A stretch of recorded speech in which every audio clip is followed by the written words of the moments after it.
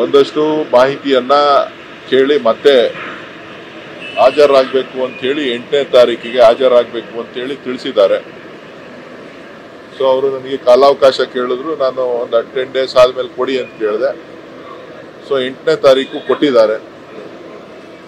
8ನೇ ತಾರೀಕು ಮತ್ತೆ ಹಾಜರಾಗಲಿಕ್ಕೆ ತಿಳಿಸಿರೋದ್ರಿಂದ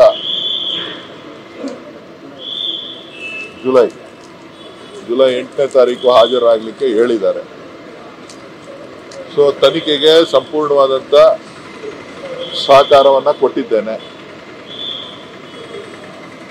ಅನೇಕರು ಏನು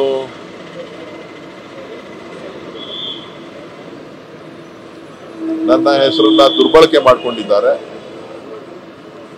ಆ ದುರ್ಬಳಕೆ ಮಾಡ್ಕೊಂಡಿರೋದ್ರಿಂದ ಕೆಲವರೆಲ್ಲರೂ ಕೂಡ ನನ್ನ ಮೇಲೆ ಸಂಬಂಧ ಇದೆ ಅಂತ ಹೇಳಿ ತಿಳ್ಕೊಂಡು ಸಾಕಷ್ಟು ಹಣವನ್ನ ಕಳ್ಕೊಂಡಿದ್ದಾರೆ. ಅವರ ಹೇಳಿಕೆಗಳಿಗೆ ಸಂಬಂಧಿಸಿದಂತೆ ಕೆಲವೊಂದು ಪ್ರಶ್ನೆಗಳು ಇದ್ದದ್ರಿಂದ ಸಮಯ ಬಹಳಷ್ಟು ಮುಗೀತು. ಇನ್ನೂ ಅನೇಕ ವಿಚಾರಗಳನ್ನ ಕೇಳಬೇಕು ಅಂತ ಹೇಳಿ ಇನ್ನೊಂದು ದಿನ ಬರಬೇಕು ಅಂತ ಹೇಳಿದ್ದಾರೆ. ಅದಕ್ಕೆ ಸಹಮತಿಯನ್ನ ವ್ಯಕ್ತಪಡಿಸಿದ್ದಾರೆ.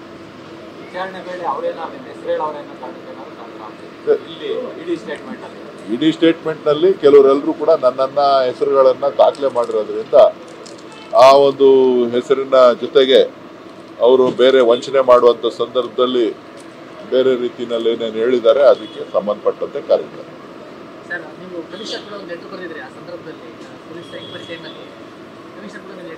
ಅದು ಕಮಿಷನರ್ ಅವರಿಗೆ ಪತ್ರ ಬರೆದಿದ್ದೆ.